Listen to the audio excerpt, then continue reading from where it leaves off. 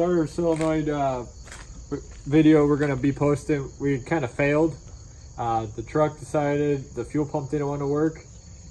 This truck is wired really poorly, as we said before.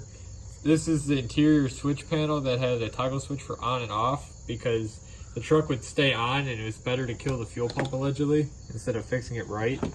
So I cleaned this up with, but they actually put a fuse in it, but I cleaned it up with electric tape a little bit. But the wires, this was going to the positive terminal on the truck, and then this was running down to the fuel pump, so you can tell this wire itself is all sorts of green oxidation and BS, just a bunch of garbage wiring we want to get out of there anyways. This is where it hooked up to the fuel pump. So all this wire here, besides this this fuse, is basically junk. What they end up doing, the factory, it still has a factory pigtail that it used to go into, but you can tell they just twisted the wires back together. Especially when you're wiring things for fuel that have spark. You don't want to put fuel next to spark, because both these ends are quick connect for fuel. So, and then if you look here, this, you got a negative right here and a positive right here, but they decided to be colorblind, so they used a red for negative and a black for positive. This is the only thing that was actually really hooked up. So they had this hooked up, but I think all it was doing was giving the negative signal. We're probably not going to reuse this. We're probably just going to run 2 wires. Probably run the 10-volt switch, and we'll run it up. If you come over here, we're going to end up having to replace this 12-volt ignition. Bulkhead ended up cracking up here, but we're going to run it up here, so once the key turns on, the fuel pump's going to turn on. When we put in the switch panel, we should probably just put a kill for it, so we'll probably wire that in and just not have it wired yet. If you come over here, we made a list. Started being able to cross things off, but every time we cross something off, we got the starter relay in, so we crossed that off. But once we got the starter relay in, we added the fuel pump. But once we figure out the fuel pump, we're going to end up crossing the fuel pump, the fixed fuel pump wiring. We should be able to get that off. So the next video you'll probably see is us installing a new fuel pump in this and running the wires up. After that, we're going to end up ordering the switch box for the thing.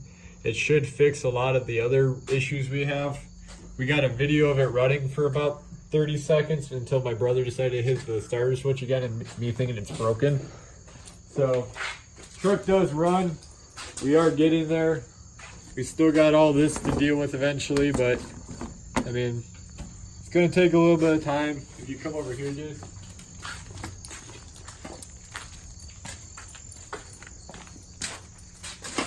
We're going to end up ordering a battery box because this is just plastic. There's nothing holding this in. They had a piece of metal, which I think it disappeared on me now. Anyways, but whenever people do stuff on this thing, I swear, they had a block of wood under here. They had a piece of metal, which is doing a whole lot. Plastic fender liner, probably 40-50 pound battery. Probably not a great idea. So the battery box we're going to get is an off-road one that's going to bolt to the inside fender, and then the core support here we're going to run a bracket off of, so we'll be able to support it properly. We're going to end up ordering a wiring kit to rewire all this stuff, fix everything that's twisted together that doesn't need to be. I love that it still has the little jack in here, so we're going to pull this jack out right by my hand here. I got factory jack, so we'll pull that out. Like I said, we gotta fix all these wires. We'll go through it, we'll figure it out.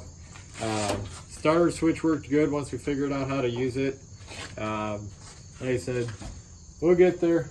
It'll take time, but sorry, if you go back to the passenger side, we got another thing we gotta fix. Our driver's side.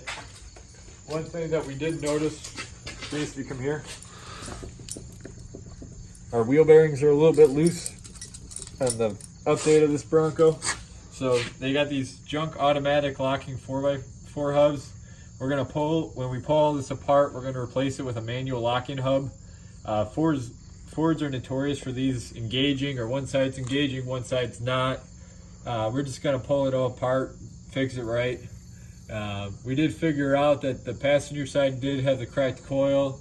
Once we get the thing running on its own and running off its own power, we shouldn't It shouldn't be a problem just to get some of this stuff replaced. Main thing, like I said, is getting it running, getting it safe. Turn the key, don't worry about lighting yourself on fire. That's basically where we're at. Shouldn't be much more, but like I said, this is not gonna go down the road safely, so gotta get it done by, I wanna have it done by end of October before plow season. Get some of the plow stuff figured out, clean everything up. Like I said, we'll get it next time. You wanna shut that off?